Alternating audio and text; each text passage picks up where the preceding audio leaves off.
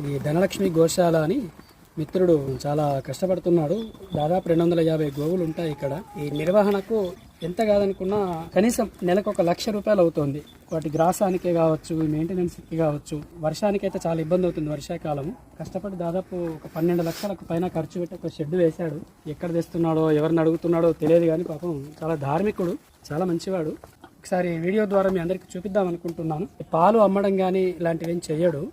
ఎప్పుడన్నా పూజకు, నాగుల చవితి లాంటి రోజులలో, కార్తీక మాసం రోజులలో పూజకి ఏమైనా పాలు కావాలంటే పాపం వచ్చిన వాళ్ళకు కొన్ని ఇస్తాడేమో, కానీ దీనిపైన ఎలాంటి వ్యాపార ఆలోచనలు లేవు పాపం అతనికి. సనాతన ధర్మ రక్షకులుగా గోవులను రక్షించుకోవాలి అనుకున్న వాళ్ళం కాబట్టి మనవంతు ఏదైనా ఒక చిన్న సహాయం మనవంతుగా మనం చేద్దాము. వచ్చేది కార్తీక మాసం.